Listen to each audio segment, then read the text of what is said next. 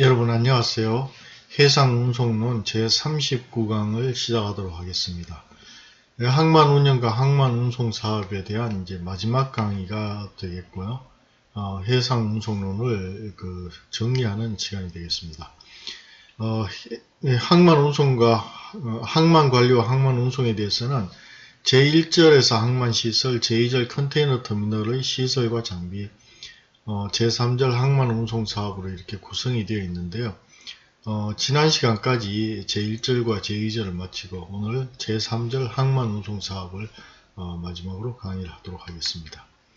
항만운송 사업에 대해서는 의의와 항만운송 사업 또 항만운송 관련 사업의 순으로 알아보도록 하겠습니다.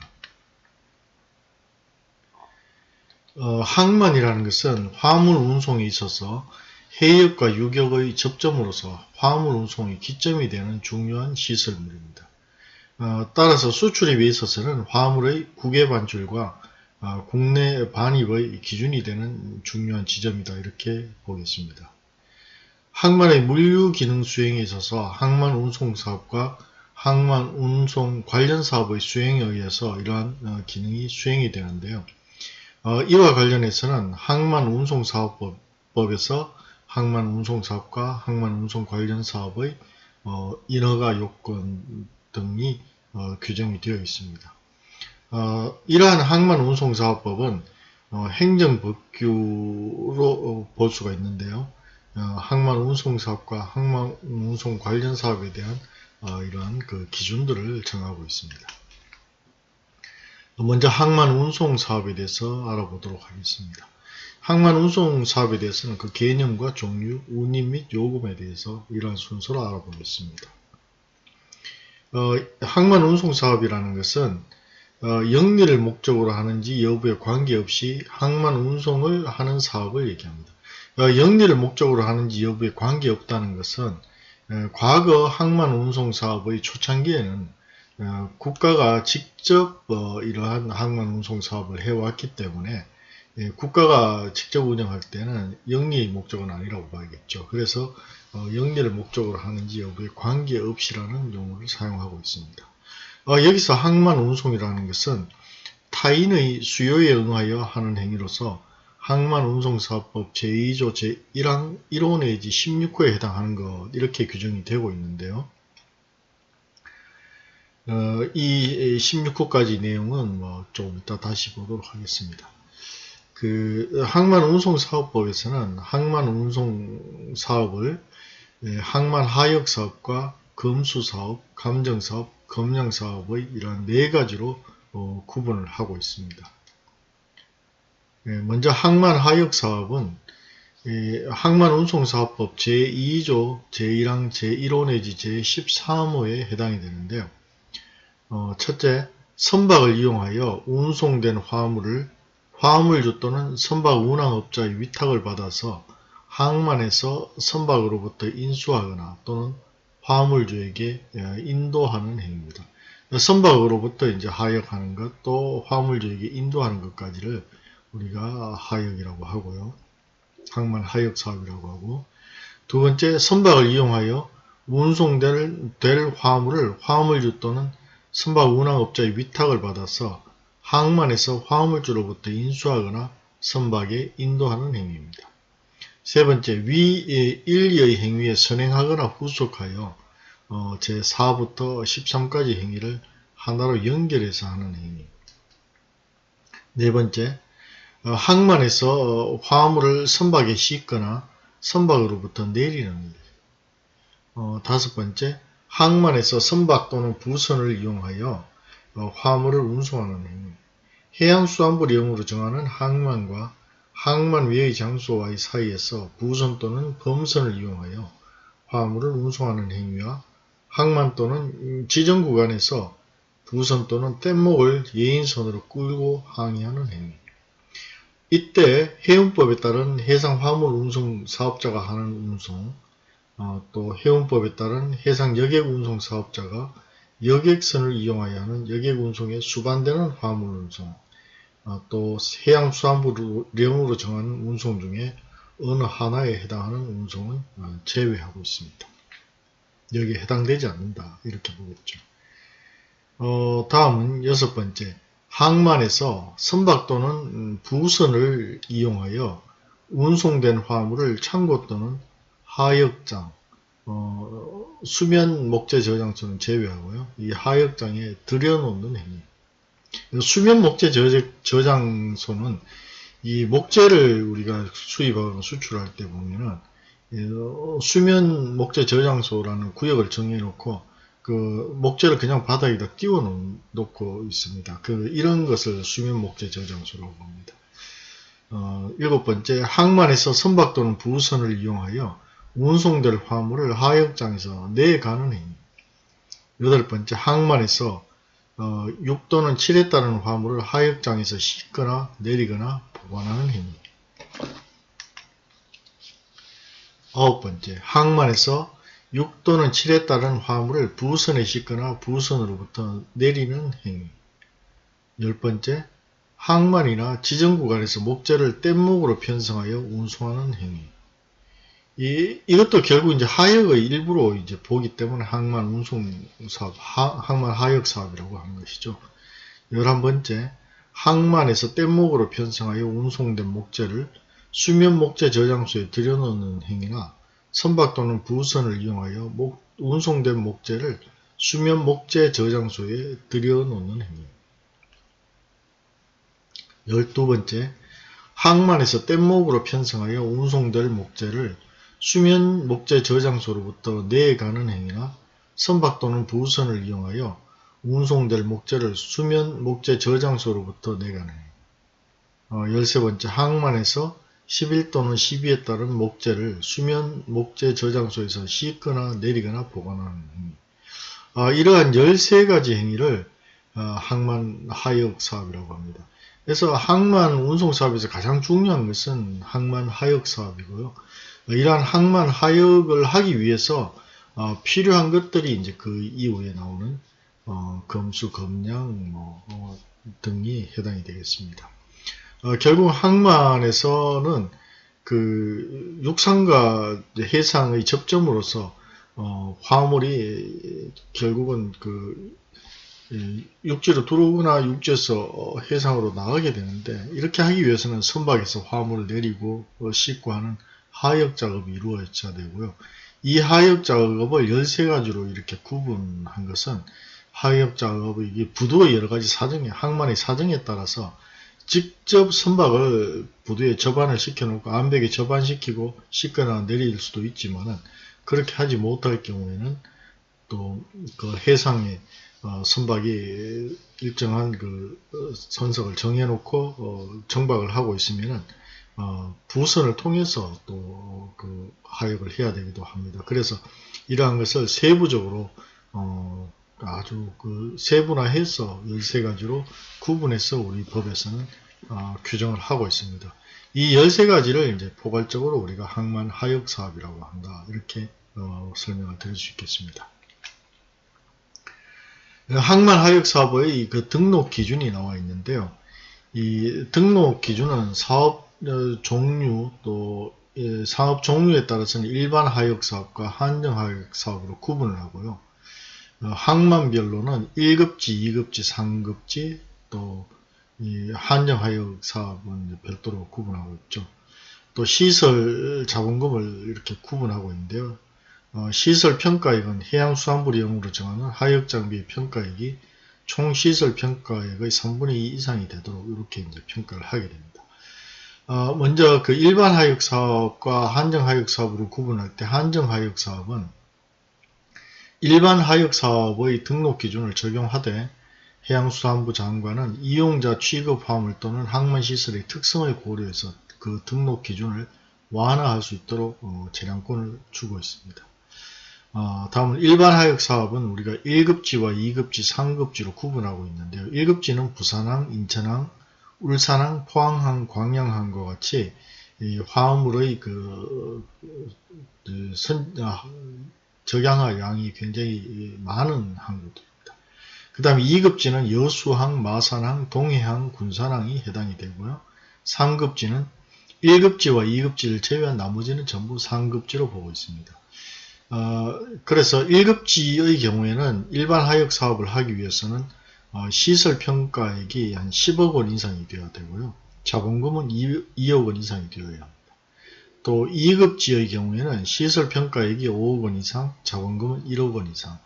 3급지는 시설 평가액이 1억 원 이상, 자본금은 5천만 원 이상이 되어야 항만 하역 사업을 등록할 수 있습니다. 항만 하역 사업은 허가 기준은 아니고 지금은 등록을 할 수 있도록 이렇게 되어 있습니다. 우리 대법원 판례를 보면요.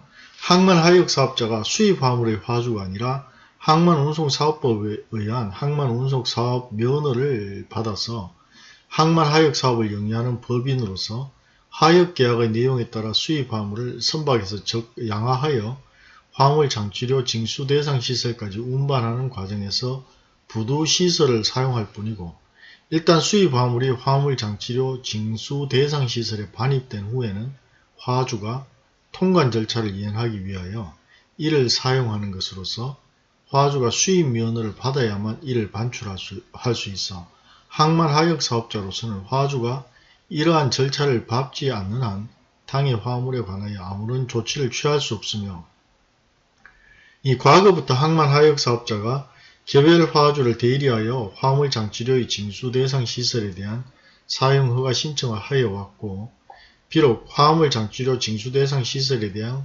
사용 허가 신청은 항만운수사업법에 의한 항만 하역 사업자가 당해 화물의 화주를 대리하여 신청할 수 있다고 규정한 개정 전 무역항의 항만시설 사용 및 사용료에 관한 규정 제7조 제1항 후단이 1996년 7월 4일 해운항만청 고시제 1996-25호로 개정되어 삭제되었다고 하더라도 명문의 금지 규정이 없고 성질상 대리가 허용될 수 없는 것도 아니므로 여전히 항만 하역 사업자는 화주를 대리하여 위 사용허가 신청을 할 수 있으며, 항만 하역 사업자는 무역항에서 항만 하역 사업을 영위하면서 계속적으로 관리청과 이러한 거래관계를 맺어왔고, 관리청으로서도 항만 하역 사업자가 개별 화주를 대리하여 일괄하여 항만 하역 사업자의 명의로 항만시설 사용 허가 신청을 하는 것으로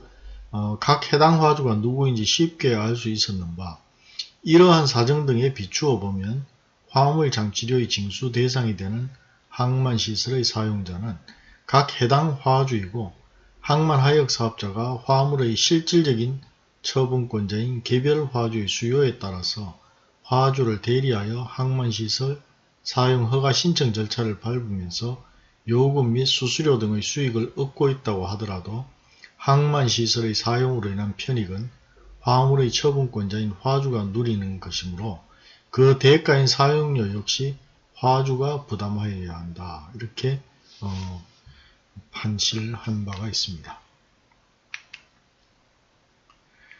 다음은 검수사업에 대해서 알아보겠습니다. 항만운송사업법 제2조 제1항 제14호에 규정이 되어 있는데요. 선적 화물을 싣거나 내릴 때 그 화물의 개수를 계산하거나 그 화물의 인도 인수를 증명하는 일을 하는 사업입니다. 해상 운송을 지원하는 사업이기 때문에 중요성이 널리 인식되어 있지는 않지만 클레임 등 운송 관계자의 책임 문제와 직결되기 때문에 엄정, 공평, 신뢰를 요하는 업무다, 이렇게 보겠습니다. 창고, 부두, 트럭, 철도 등 화물의 인수, 인계 시마다 검수할 수도 있으나 통상적으로는 선적 및 양육 시 본선에서 하는 검수를 중시하고 있다고 합니다. 이러한 검수 사업을 우리가 통상적으로는 텔링이라고 합니다. 탈리맨 뭐 이런 용어로 사용을 하고요. 다음은 감정 사업입니다. 이 선적 화물 및 선박에 관련된 증명, 조사, 감정을 하는 일을 하는 사업입니다. 이 화물의 적재 상태 및 선박의 감정을 공정한 제3자 입장에서 판정하는 업무인데요. 첫째, 위험물의 적부검사, 두 번째, 일반 화물의 적부검사, 세 번째, 흘수검사, 네 번째, 원유감정 및 견본 채취, 다섯 번째, 잔량감정, 여섯 번째, 공동훼손조사, 일곱 번째, 손상 화물의 사정 처분에 대한 증명, 여덟 번째, 성과의 감정, 아홉 번째, 선체, 기관, 선박 속구의 상태 및 손상 조사 등을 하는데 보통 서베이라고 우리가 얘기를 하고 있습니다. 다음은 검량 사업입니다. 선적 화물을 싣거나 내릴 때 그 화물의 용적 또는 중량을 계산하거나 증명하는 일을 하는 사업입니다. 이 검량 역시 본선의 안전과 수익에 직결되는 적재량을 가름해주고 운임 및 항비 등의 산출 자료가 되기 때문에 엄정, 공평, 신뢰를 요하는 업무입니다. 이러한 그 검량 사업 또 감정 사업, 검수 사업은 해상 운송에 있어서 항만 하역과 하역 과정에서 발생될 수 있는 업무들인데요. 사실상은 그 클레임과 관련해서는 매우 중요한 기능을 하고 있습니다. 우리가 선화증권을 공부할 때도 클린 선화증권과 파울 선화증권의 관계를 설명할 때 파울 선화증권이 되는 것은 결국은 이제 검수나 검량 작업에서 이 문제가 발생할 수가 있습니다. 검수 검량 과정에서 원래 선적하기로 했는 계약된 양이 선적이 되지 않았다거나 또 그 측량 결과 그 양이 정확하지 않다든지 하는 것도 그 서베이 하는 과정에서 이 감정 과정에서 이렇게 화물에 손상이 있었다든지 하는 것을 우리가 기록을 하게 되고요. 또 사고가 있었을 경우에 클레임이 발생했을 경우에 이 감정 서베이의 감정인에 의해서 여러 가지 검사를 통해서 손상 여부라든지 손상의 원인, 손상의 정도 등이 감정이 되고요. 이 감정에 근거해서 예를 들어서 보험금을 지급할 때도 보험료 사정의 근거 자료가 되고 있습니다. 그래서 실제로 우리가 클레임과 관련해서는 검수, 검량, 감정 사업이 매우 중요한 어떤 그 증거 채집의 그 기능을 하기 때문에 항만 하역 사업 중 항만 운송 사업에서 부수적인 사업이라고는 할 수 있지만 상당히 중요한 기능을 가지고 있다. 이렇게 이해할 수 있겠습니다. 이러한 자격증들도 지금 우리나라의 경우에는 고용노동부 산하의 산업인력공단에서 매년 자격증 시험을 치고 있기 때문에 이러한 시험을 준비해서 자격증을 취득하는 것도 상당히 좋겠다 이런 생각을 합니다. 검수, 감정 및 검량 사업의 등록 기준에 대해서 알아보도록 하겠습니다. 먼저 검수 사업의 경우에는 1급지, 2급지, 3급지로 이렇게 구분이 되고요. 그 다음 감정 사업과 검량 사업은 급지의 구분은 없습니다. 또 여기에 따라서 자본금과 검수사의 그 숫자, 또 감정사, 검량사를 몇 명 이상 보유해야 된다 이런 게 있는데요. 먼저 검수 사업에 대해서 알아보겠습니다. 검수 사업은 1급지와 2급지, 3급지로 구분을 하고 있고요. 1급지는 역시 이제 그 화물 처리량이 많은 항구 순인데 1급지는 부산항, 인천항, 울산항, 포항항, 광양항이 해당이 되고요. 2급지는 마산항과 군산항, 3급지는 1급지와 2급지를 제외한 모든 항이 3급지에 해당이 됩니다. 1급지 검수사업에서 1급지는 자본금이 5천만원 이상이어야 되고요. 검수사는 부산항은 40명 이상, 인천항은 25명 이상, 울산항과 포항항, 광양항은 7명 이상을 고용을 해야 보유해야 검수사업의 등록이 가능합니다.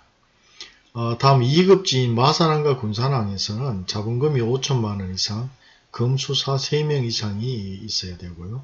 3급지는 1급지와 2급지를 제외한 항으로서 자본금 5천만원 이상, 검수사 2명 이상이 있어야 합니다. 이러한 그 요건을 갖추어야 그 검수사업의 등록이 가능하고요. 다음 감정사업의 경우에는 자본금이 5천만원, 감정사가 6명 이상 있어야 등록이 가능합니다. 다음 검량사업은 자본금 5천만원 이상, 그 다음 검량사가 6명 이상 있어야 등록이 가능한데요. 앞에서 설명드렸듯이 감정사업과 검량사업은 급지의 구분 없이 동일한 기준에 의해서 등록이 가능하다고 하겠습니다. 다음은 운임 및 요금에 대해서 알아보겠습니다. 요금의 인가제와 이제 신고제가 있는데요. 이 항만 하역 사업의 등록을 한 자와 한자가 해양수산부 영으로 정하는 바에 따라 운임과 요금을 정해서 해양수산부 장관의 인가를 받아야 됩니다. 또 이를 변경할 때도 역시 해양수산부 장관의 인가를 받아야 합니다. 이 항만 하역 사업에 대해서는 요금을 인가받게 되어 있고요.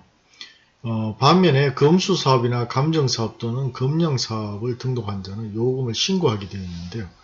해양수산부 내용으로 정하는 바에 따라 요금을 정하여 해양수산부 장관에게 미리 신고를 하게 됩니다. 이를 변경할 때도 또한 같다고 하겠습니다. 그래서 항만 하역 사업자는 요금을 인가받게 되고 검수, 감정, 검량 사업자는 요금 신고를 하도록 이렇게 규정이 되어 있습니다. 다음은 그 해양수산부 장관의 그 변경 및 조정 조치에 대해서 알아보겠습니다.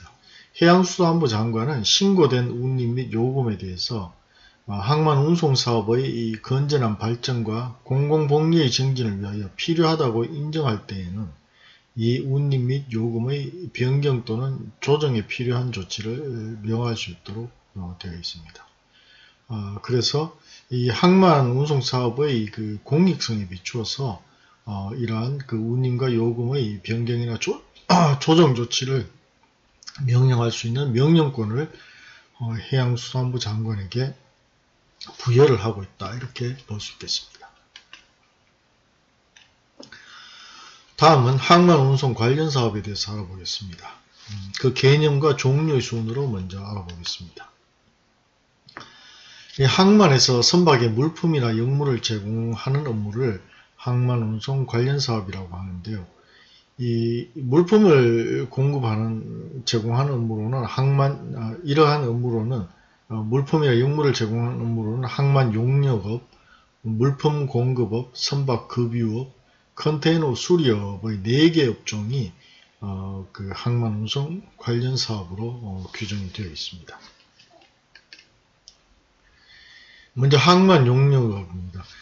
통선으로 본선과 육지 간의 연락을 중개하는 행위, 또 본선을 경비하는 행위, 본선의 이안 및 접안을 보조하기 위하여 줄잡이 역물을 제공하는 행위, 선박의 청소, 오물 제거, 소독, 폐기물의 수집, 운반, 화물 고정, 칠 등을 하는 행위, 선박에서 사용하는 맑은 물을 공급하는 행위, 이러한 행위들을 하는 것을 모두 항만 용역업이라고 합니다. 이러한 그 사업이 항만 운송 관련 사업의 일종으로 들어가 있고요. 다음은 물품 공급업인데요. 선박 운항에 필요한 물품 및 주식, 부식, 이 식료품이죠. 주식, 부식을 공급하고 선박의 침구류 등을 세탁하는 사업을 물품 공급업이라고 합니다. 다음 선박 급유업인데요. 선박용 연료유를 공급하는 사업을 선박 급유업이라고 합니다. 이 앞으로는 그 선박에 LNG나 LPG 연료를 사용하거나 전기 충전을 하는 선박들도 이제 사용이 되기 때문에 이 선박 급유업의 범위가 좀 확대되어야 된다, 이렇게 보겠습니다. 다음은 컨테이너 수리업인데요. 컨테이너를 수리해주는 사업을 컨테이너 수리업이라고 합니다. 이와 같이 그 항만 용역업, 물품 공급업, 선박 급유업, 컨테이너 수리업의 4가지를 항만 운송 관련 사업이라고 하고 있습니다. 항만 운송 관련 사업의 등록 및 신고 기준에 대해서 알아보겠습니다. 이 항만 운송 관련 사업에 대해서도 역시 1급지와 2급지, 3급지로 구분을 했어요. 부산항, 인천항, 울산항, 포항항, 광양항은 1급지, 여수항, 마산항, 군산항은 2급지, 그 외에는 3급지로 분류하고 있습니다. 먼저 항만 용역업의 경우에는 1급지에서는 자본금 1억 원 이상, 선박의 경우에는 통선 20톤 이상, 급수선 50톤 이상을 보유를 해야 됩니다. 또 2급지인 여수항, 마산항, 군산항에서는 자본금 1억 원 이상, 선박은 통선 10톤 이상, 급수선 10톤 이상을 보유해야 합니다. 또 3급지에서는 자본금 5천만원 이상, 선박은 통선 5톤 이상, 급수선 5톤 이상이 있어야 합니다. 다음 선박급유업의 경우에는 자본금 1급지에서는 자본금 1억 원 이상, 총톤수 100톤 이상의 급유선이 있어야 되고요. 2급지에서는 자본금 5천만 원 이상, 총톤수 30톤 이상의 급유선을 보유해야 합니다. 또 3급지에서는 자본금 5천만 원 이상, 급유선은 총톤수 10톤 이상의 선박을 보유해야 합니다. 다음은 컨테이너 수리업의 경우에는 1급지에서는 자본금 5천만 원 이상, 공구 창고나 공장이 한동 50제곱미터 이상의 한동이 있어야 합니다. 또 2급지에서는 자본금 5천만 원 이상, 공구 창고 또는 공장이 30제곱미터 이상 한동. 3급지에서는 자본금 5천만 원 이상, 역시 그 공구 창고 또는 공장이 30제곱미터 이상 한동. 그 다음 그 물품 공급업은 신고를 하게 되어 있는데요. 신고 기준이 1급지에서는 자본금 5천만 원 이상, 자동차 한 대 이상. 2급지에서는 자본금 5천만 원 이상, 자동차 한 대 이상. 3급지도 마찬가지입니다. 그래서 항만 용역업과 선박급유업, 컨테이너 수리업은 등록을 하게 되어 있고요. 물품 공급업은 신고만 하면 되도록 되어 있습니다.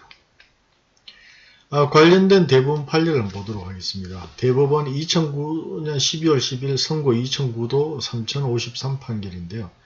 구항만운송사업법 시행령 제2조 제3호에서 규정하는 선박용 연료유를 공급하는 사업이라 함은 그 문헌에 비추어 볼 때 선박의 운항을 위한 용도로 사용되는 연료유를 선박에 공급하는 사업이라고 해석함이 상당하고, 나아가 선박의 운항을 위한 용도와는 무관하게 단지 선박에 연료유를 공급하는 사업으로 해석하거나 단순한 보관 목적에서 육상용 기계의 운행을 위한 용도로 사용되는 연료유를 선박에 공급하는 사업에까지 확장하여 해석하는 것은 형벌법규를 지나치게 유추 또는 확장 해석하여 죄형 법정주의의 원칙에 어긋나는 것으로서 허용될 수 없다. 이렇게 해서 엄격하게 해석을 하고 있는데, 이것은 이게 아마 형사처벌과 관련해서 법규 위반에 대해서 해석을 넓게 해서는 안 된다. 죄형 법정주의 원칙을 엄격하게 따져야 된다는 것으로 본질적인 내용은 아닙니다만은 항만 운송 사업에서 선박 급유 사업에 대한 정확한 정의를 여기서 내리고 있다. 이렇게 볼 수 있겠습니다.